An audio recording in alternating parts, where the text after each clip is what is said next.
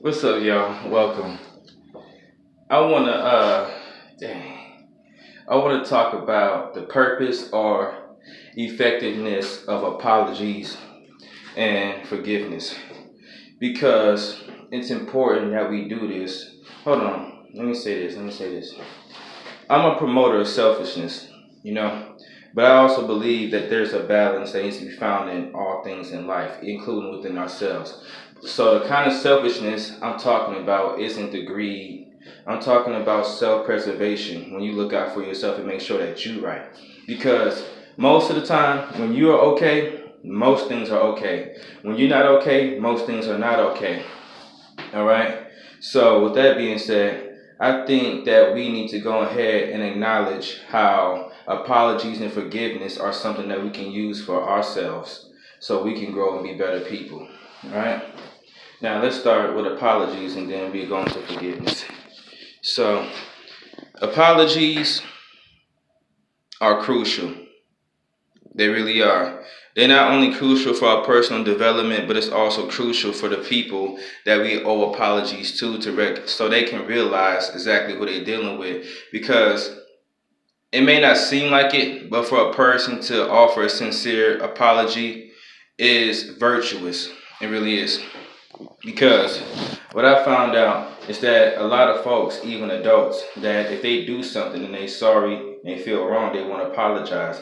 They just wait 2 or 3 days, 2 or 3 weeks. The point is they put time in between the initial offense, and then just after that, they just try to act like everything's butter. When they could have just walked up to you or walked up to whoever it was that they offended that same day, just look them dead in the face and say, look, I apologize for the way I treated you earlier. I apologize for the way I spoke to you, the way I talked to you. But some folks don't realize the hindrance. Yeah, that's right. The hindrance that pride has on the kind of openness required to offer a real apology. And with that being said, real apology. Some people apologize for convenience. That's on them.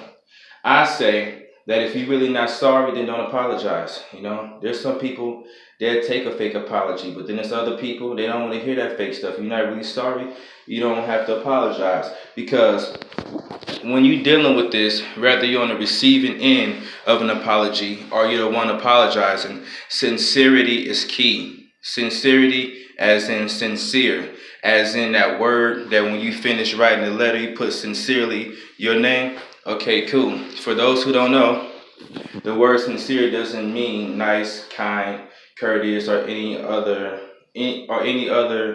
pleasant word or any other synonym.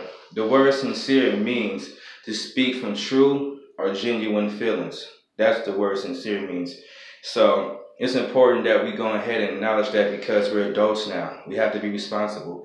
And nobody's gonna grab you by the hand like in kindergarten, in elementary school, and make you apologize. You remember when kids used to get made apologize? Nobody's gonna reteach this to you. You already learned it. Now it's up to you to do it. Nobody's gonna tell you go over there and apologize. You go, I'm sorry.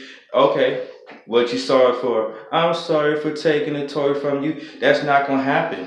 And unless a person is like a narcissist or a control freak, you know what I'm saying? Unless they're on a power trip, unless their ego is super fragile, nobody's gonna outright say like you owe me an apology like that. Folks are probably like, man, I don't appreciate the way you was talking to me earlier. I don't appreciate what you did to me. Then that probably be your opening for you to drop that apology on them.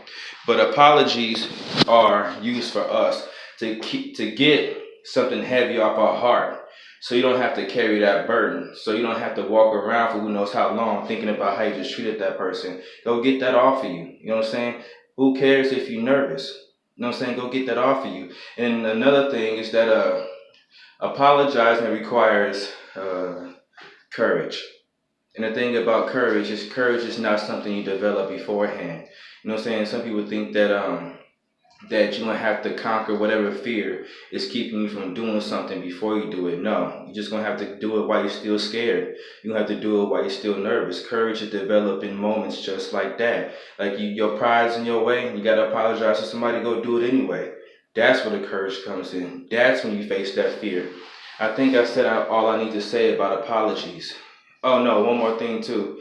Apologies I don't remember. I really don't. I'm not trying to lie here. I'm really not trying to lie here. But I don't remember when somebody apologized to me or when I apologized to them that there wasn't an increase in respect.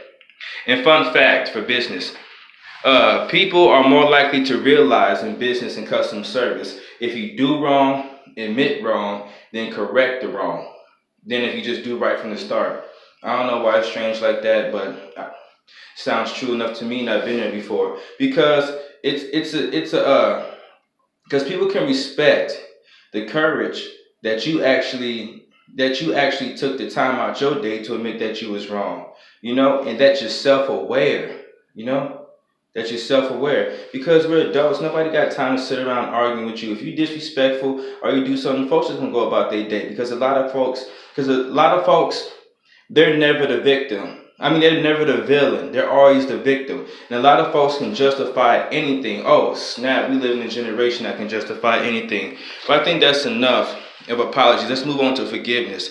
Forgiveness serves the same purpose to to be forgiven. It's the same things to get that burden off of you, to stop carrying that heaviness in your heart.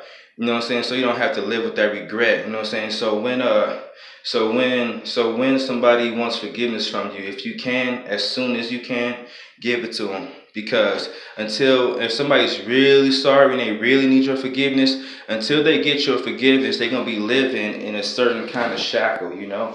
So apologizing and forgiving people sets us free. And we do that for ourselves, okay? We forgive people so we don't have to live with that hate, live with that sorrow, or live with that sadness, or live with that disappointment.